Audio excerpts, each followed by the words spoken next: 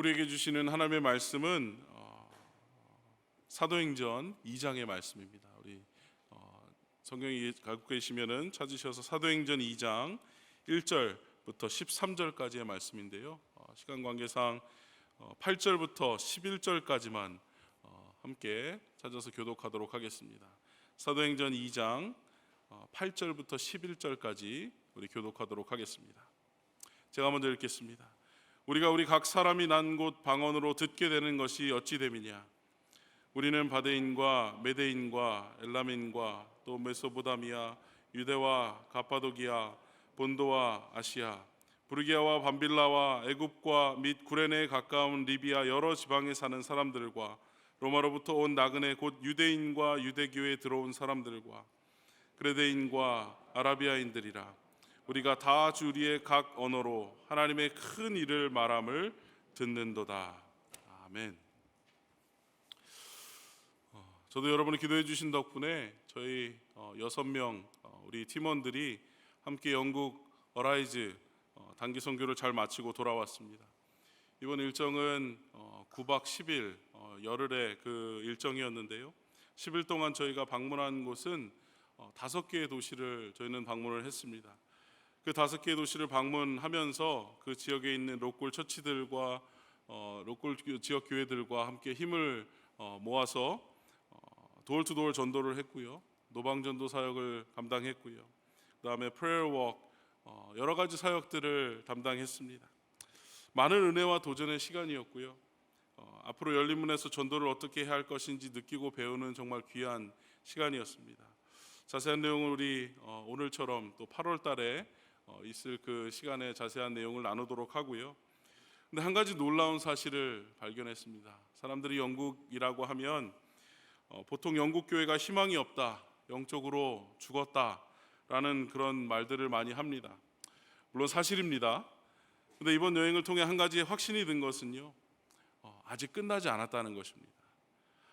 매일 밤 선교 편지를 받아보신 분들은 아시겠지만 저희가 일주일 동안 그 5 교회를 다니면서 그 지역 교회와 교인들과 함께 동역했는데요. 저희가 방문한 가정 수가 564 가정을 방문했습니다. 564 가정을 방문하고 도어벨을 누르면서 문을 두드리면서 86명과의 그런 그 미닝풀한 대화를 나눌 수 있었습니다. 영적인 대화를 나눌 수 있었습니다. 그 중에 41명에게 기도를 해줄 수 있는 그런 찬스가 있었습니다. 그리고 놀랍게도 그 41명 중에 3분이 예수를 구주로 영접하는 귀한 그런 시간들이 있었습니다. 정말 놀라지 않을 수 없었습니다. 하나님은 아직도 하나님의 교회를 통해서 일하고 계시다는 사실을 발견할 수 있었고 확실히 느낄 수 있었습니다. 함께 동역한 지역 교회들을 보면 기본이 한 500년, 600년 정도 된 그런 교회들입니다. 우리가 샤프 세인 자일스라고 있는 그 지역의 교회는 1100년도에 지어진 교회였습니다. 다른 교회는 500년 된 교회도 있었고요. 트링이라고 하는 지역에 방문했던 뉴미우스 처치는 여러분이 잘 아시는 존 버년 그 목사님이 설교하셨던 그런 교회였습니다. 근데 그 찬란한 역사와는 반대로 현재 영국 교회들은 교회 본연의 사명을 감당하기보다는 다른 어떤 요가 학원이라든지 댄스 학원이라든지 그런 장소를 대여해 주면서 건물을 유지하고 있는 모습도 보았습니다. 교회 사이즈는 anywhere between 25 to 50. 물론 많이 모이는 교회들도 있습니다. 하지만 많은 교회가 예전에 그 찬란했던 영광을 뒤로 한 채 지금은 존재 자체가 어려운 그런 경우를 많이 또 발견을 했습니다. 과거의 역사를 자랑하고 과거에 머물러 있는 곳이 많이 있다고 또 현지 목사님들이 말씀을 해주셨습니다. 근데 말이죠, 이번 선교를 통해서 저에게 보게 하신 그 부분은요, 저는 함께 동역했던 그 젊은 목사님들, 보통 저희가 같이 동역했던 교회가 40대 목사님들이 주로 많았습니다. 비록 적은 숫자가 모이지만 그 목사님들과 또 모든 전 교인들이 굉장히 복음 사역에 대해서 올인하는 모습을 보면서 참 도전이 되었고, 교회에 대한 부르심에 대해서 다시 한번 생각해보는 귀한 시간이 되었습니다. 과연 하나님이 교회를 부르신다는 의미가 무엇일까? 이 마지막 때에 우리를 교회로 부르셨는데 교회에 어떤 사명을 주시는지 또 고민해보고 수많은 질문들을 던져보는 시간들이었습니다. 여러분, 오늘 우리가 읽은 이 본문의 말씀은 현재 세계 많은 곳에 세워져 있는 그 교회들의 모태가 되는 예루살렘 교회가 어떻게 설립되었는지를 보여주는 그런 텍스트입니다. 그 당시 예수님을 따르는 사람들의 모임인 교회의 그 의미와 역할을 살펴보면서 오늘 우리는 이 아침에 짧지만 두 가지 교회에 대한 중요한 사실을 한번 발견해 보길 원합니다. 첫 번째는 이것입니다. 교회는 성령에 의해 세워진 공동체라는 사실입니다. 교회는 다른 장소가 아니라 성령에 의해 세워진 공동체라는 것이죠. 본문의 교회가 세워질 때를 오늘은 오순절 날이라고 1절에 밝히고 있습니다. 그런데 이 오순절 날은 예수님께서 부활하셔서 40일 동안 제자들과 함께 계시면서 많은 가르침을 주시고 또 승천하시고 난 이후에 사도들을 포함한 120명의 제자들이 함께 모여 기도할 때 다가온 명절입니다. 근데 유대교에 있어서 이 오순절은 유월절과 초막절과 함께 굉장히 중요한 그런 절기로 그 큰 명절 중에 하나라고 우리가 알고 있습니다. 유대교 전통에 의하면 모세가 이스라엘 이집트에서 유월절에 데리고 나온 이후에 50일째 되는 이 오순절에 하나님으로부터 율법을 처음 받은 날이라고 해서 굉장히 중요한 날로 큰 의미가 있는 날로 여기고 있습니다. 근데 사도들이 예수님이 약속하신 것을 기다리던 그때에 율법을 받는 일보다 더 놀라운 더 큰 일을 경험했다는 것입니다. 그 일이 오늘 2장 1절부터 4절까지에 기록되어 있습니다. 이렇게 말씀하고 있는데요.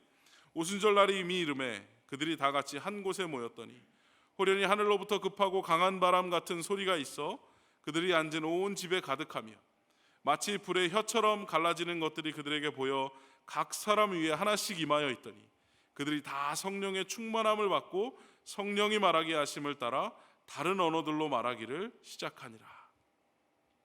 사건의 핵심은 이것입니다. 성령께서 임하신 것입니다. 사실 이 일은 이미 예수님께서 앞으로 일어날 일이다, 벌어질 일이다 라고 말씀하신 일입니다. 여러분 잘 아시는 말씀, 아까 우리 자매님도 말씀하셨지만 사도행전 1장 8절 오직 성령이 너에게 임하시면 너희가 권능을 받고 온 유대와 사마리아와 땅끝까지 이르러 내 증인이 되리라. 그 말씀, 제자들이 모든 열방을 향한 참된 증인이 되기 위해 필수 조건으로 성령의 임재를 말씀하셨습니다. 그런데 마침내 이 오순절 날에 그 일이 이루어졌습니다. 이와 같은 성령 하나님의 임재는 그 당시 나약해 있던 제자들로 하여금 하나님의 백성 공동체, 즉 교회의 기둥이 되는데 결정적인 역할을 했다는 것입니다. 성령님께서 이전에도 역사하셨습니다. 구약에서도 역사하셨고 하나님의 백성들 사이에서 역사하셨는데 그때는 소수 사람들에게만 제한적인 시간에 임하여서 제한적인 일들을 하셨습니다. 그런데 오순절날 제자들에게 임하신 성령님의 역사하심은 그 전의 역사하심과 전혀 다른 성격을 띠고 있다는 것입니다. 오늘 말씀해 보니까 오순절에 임하신 그 성령님을 나타내는 상징들이 몇 가지 나오는데요. 2절에는 강력한 바람이 나오고요. 3절에는 불의 혀, 그 다음에 4절에는 그 방언의 실행이 나옵니다. 강력한 바람이라고 하는 것은 그 발생의 시기와 그 나아가는 그 방향을 알 수 없음을 드러냅니다. 이것은 교회에 임한 성령은 결코 사람이 조종할 수 없다는 것을 나타내고 있고요. 하나님 자체의 권위의 능력이 담겨 있는 분이심을 우리에게 알려주고 있는 것입니다. 이것은 교회의 주인은 애초부터 하나님이시라는 사실을 우리에게 말씀해주고 있는 것이죠. 불의 혀라는 것은 성령께서 거룩한 분이시기 때문에 그분께서 임하여 탄생시킨 이 교회 또한 정결된 곳이어야 한다라는 것을 우리에게 말씀해주고 있습니다. 그리고 방언의 실행은 4절에 나타나는 부분은 이 부분은 나중에 또 자세히 다룰 수 있는 기회가 있겠지만 방언 자체는 사도들이 전할 그 메시지에 대한 신빙성을 부여해주는 역할을 감당하고 있습니다. 아무튼 이 강한 바람, 불의 혀, 방언이라고 하는 상징으로 그 임한 성령 하나님은 교회가 바로 성령 하나님에 의한 하나님의 기관이라고 하는 사실을 분명히 증거하고 있다는 것입니다. 여러분, 이 땅에 교회로 부름받은 우리들은 그래서 우리의 말과 행동에 있어서 교회를 결코 가볍게 여기지 않고 오히려 성령 하나님이 주인 되신 이 교회를 소중히 여기고 사랑하고 보살필 필요가 있다는 것입니다. 두 번째, 교회는 성령에 의해 세워진 공동체일 뿐 아니라 교회는 큰 일을 전하기 위한 공동체라는 것을 오늘 말씀에서 말씀해주고 있습니다. 하나님의 큰 일을 전하기 위해 존재한다는 것입니다.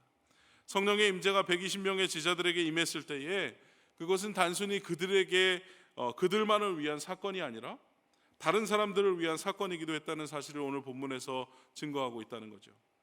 4절에 보시면 그들이 다 성령의 충만함을 받고 성령이 말하게 하심을 따라 다른 언어들로 말하기를 시작하니라. 여러분, 언어는 소통을 위한 것입니다. 근데 성령이 임해서 제자들이 다른 언어로 말하기 시작했다는 사실은 유대인들이 흔히 사용했던 히브리어나 헬라어나 그런 언어가 아니라 아예 다른 언어권의 사람들과 소통케 되는 일이 벌어졌다는 것입니다. 우리가 오늘날 방언이라고 하는 것은 일반 사람들이 알아들을 수 없는 언어다라는 그런 인식이 있습니다. 그런데 이 오순절날 발생한 이 방언은 주변에 있던 그 사람들이 다 알아들을 수 있는 분명한 언어였다는 것이죠. 2장 8절에 보니까 우리가 우리 각 사람이 난 곳 방언으로 듣게 되는 것이 어찌 됨이냐라고 의아해하면서 질문하고 있습니다. 바울 사도가 고린도 교회에 보낸 서신에 보면 은사들을 예로 들면서 방언과 방언 통역하는 통변을 이야기합니다. 세월이 지나가면서 그 뒤에는 방언이 일반 사람들이 알아들을 수 없는 형태로 변했기 때문에 통변하는 사람이 필요했습니다. 근데 오늘 본문에 의하면 오순절날 임한 원래 오리지널 방언의 형태는 일반 사람들도 듣고 알아들을 수 있는 언어였다라는 것을 우리가 알 수 있다는 것이죠. 그 언어들은 9절에서 11절에 나오는 그 15개의 언어 그룹이 리스트가 나와 있습니다. 동쪽에서부터 서쪽의 지방 순으로 훑어 내려간 것을 우리가 알 수 있고요. 여기서 오순절 날의 사건을 기록한 누가는 사람들이 이 사건이 일어난 후에 놀랐다라는 표현을 2번이나 사용하면서 방언을 들었던 사람들이 얼마나 충격에 빠졌는가, 얼마나 그 충격이 컸는지를 강조하고 있었다는 것입니다. 성령 하나님께서 방언 가운데 제자들의 입술을 통해 온 열방을 대표하는 이 15개 언어 그룹의 사람들에게 소통하고자 하는 메시지가 있었다는 겁니다. 다 각자 다른 언어가 있었지만 그 메시지의 내용이 오늘 11절에 기록되어 있습니다. 우리가 한 목소리로 한번 읽어볼까요? 시작. 그레데인과 아라비아인들이라 우리가 다 우리의 각 언어로 하나님의 큰 일을 말함을 듣는도다. 아멘. 언어는 달랐지만 그 중심 메시지는 하나님의 큰 일이었습니다. 하나님의 큰 일을 알리는 것이었습니다. 그렇다면 방언을 통해 전달된 하나님의 큰 일은 무엇이었을까요? 그것은 다름 아닌 예수 그리스도의 복음입니다. 오순절 사건을 보고 놀라 모여든 사람들에게 베드로는 담대히 일어나서 설교합니다. 그 내용을 통해서 제자들이 방언 가운데 전한 하나님의 큰 일이 바로 예수 그리스도의 복음과 관련되어 있다는 것을 우리가 알 수 있습니다. 그 뒤에 사도행전 2장 22절에 보니까 이렇게 기록하고 있습니다. 이스라엘 사람들아 이 말을 들으라. 너희도 아는 바와 같이 하나님께서 나사렛 예수로 큰 권능과 기사와 표적을 너희 가운데서 베푸사 너희 앞에서 그를 증언하셨느니라. 하나님께서 인간의 몸을 입고 이 땅에서 수많은 권능과 기적을 일으키셨을 뿐만 아니라 십자가에 달려 돌아가셨다가 사흘 만에 부활하셨다고 하는 이 놀라운 복음의 핵심이 바로 하나님의 큰 일이었다는 것입니다.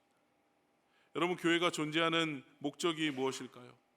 바로 이 하나님의 큰 일을, 즉 복음을 전하는 것이라고 하는 것을 오늘 이 오순절날 일어난 이 방언 사건이 증거하고 있는 것입니다.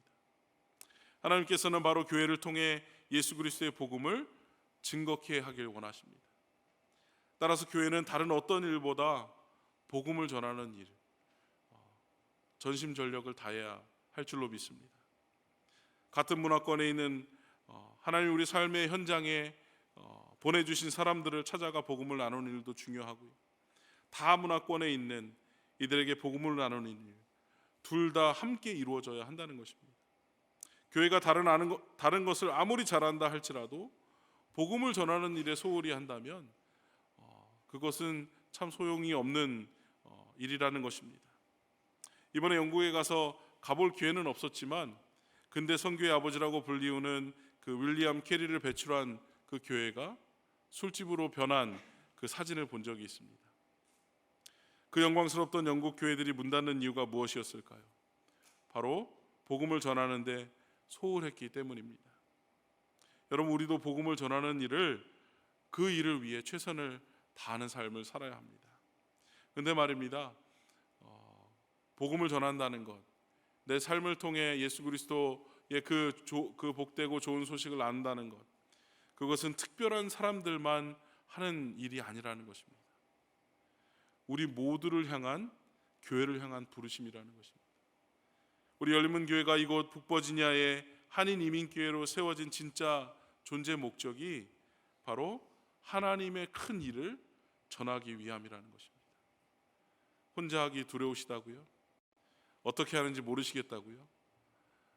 매달 셋째 주 토요일에 마가올에 오시면 교회 주변 지역에 나아가 우리 히스패닉 형제들을 섬기는 사역이 있습니다. 우리 프렌즈 오브 페이스 사역이 있습니다. 함께 예배하며 그들에게 기도해주며 또 복음을 전하고 예배를 같이 드려주고 음식과 물건들을 나누며 그들을 섬기는 사역입니다. 또 같은 셋째 주 토요일에 C4C라는 사역도 있습니다. 도어 투 도어 전도를 나갑니다. 이 지역에 어떤 스트릿을 정해서 한 달에 한 번씩, 팬데믹 전에는 한 달에 두 번씩 나갔는데 도어 투 도어 전도를 합니다. 가가호호 도어 투 도어 전도를 한다 그러니까 우리가 무슨 여호와의 증인도 아니고 도어 투 도어 전도를 왜 하냐고 하시는 교인들이 종종 계십니다. 그런데 하나님이 그 도어 투 도어를 통해서 하나님의 일을 하십니다. 이번에 어라이즈를 참석하면서 여러 교회들이 같이 참석을 했는데 정말 큰 꿈을 품게 되었습니다. 가까운 미래에 영국까지 가는 것뿐만 아니라 가까운 미래 이 미 동부에서도 이 어라이즈를 무브먼트를 했으면 좋겠다라는 그런 생각들이 우리 모두에게 있었습니다. 지금 뉴저지 초대교회, 또 워싱턴 중앙장로교회, 또 저희 교회, 필라델피아 안디옥교회, 여러 교회들이 이 도어투도어 전도를 실행하고 있습니다. 이 미 동부 지역에서도 희망하는 교회들을 우리가 받아서 그 교회에 위치한 지역에 가서 도어투도어 전도를 통해서 미자립 교회를 돕는 그런 사역들을 우리가 충분히 할 수 있다는 것입니다. 여러분, 11월 달에 이제 자세한 이제 인포메이션은 광고 시간에 나오겠지만 우리가 블레싱을 올해 준비하고 있습니다. 여러분, 지금부터 여러분이 여러분 주위에 있는 복음이 필요한 자들에게 우리가 기도로서 준비할 수 있습니다. 지금부터 우리 주위에 잃어버린 한 영을 놓고 기도했으면 좋겠습니다. 우리 가족과 우리 친구, 직장 동료 중에 아직 복음을 받아들이지 않은 분들이 계시다면 이번 기회에 그들이 복음을 들을 수 있는 기회를 얻게 해달라고 기도하면 좋겠습니다. 영국에서 돌아오면서 어떤 교회 목사님이 하신 말씀입니다. We can live off of history, but we are to make history for God. 우리는 찬란했던 역사만을 되새기며 살아갈 수 없다는 것입니다. 지금은 우리가 주님을 위해 역사를 만들어야 할 때입니다. 많은 사람들이 교회로 찾아오기를 기다리는 시대는 이제 지났다는 것입니다. 이제는 우리가 그들을 찾아 나서야 할 때입니다. 두렵고 떨리는 마음이 있습니다. 하지만 그 일을 위해서 하나님이 교회를 부르셨습니다. 하나님이 교회를 부르실 때는 어느 특정한 사람만 부른 것이 아니라 우리 모두를 부르셨습니다. 말씀을 맺기 원합니다. 하나님께서 다스리시는 하나님의 나라는 지금도 유유히 세상에 퍼져나가고 있습니다. 바로 교회를 통해서 퍼져나가고 있다는 것이죠. 2000년 가까운 세월 전에 성령에 의해 하나님의 큰 일을 위해 세워진 교회로서의 그 사명은 여전히 우리를 통해 굳건히 세워져 가고 있다는 것입니다. 그러므로 교회로 부름받은 우리 모두는 왕이신 예수님의 말씀을 다시 한번 기억하며 그의 나라를 확장하는 그 일에 매진하고 전진해 나가야 한다는 것입니다. 이러한 역동적인 교회가 되길 소망합니다. 예수의 복된 소식을 나 혼자만 킵하는 것이 아니라 우리의 삶의 현장에 존재하는 우리의 이웃들, 우리의 직장의 동료들, 또 땅끝까지 나아가 전하며 나눌 수 있는 우리 열린문의 모든 성도님들 되시기를 주님의 이름으로 축원드립니다. 함께 기도하시겠습니다.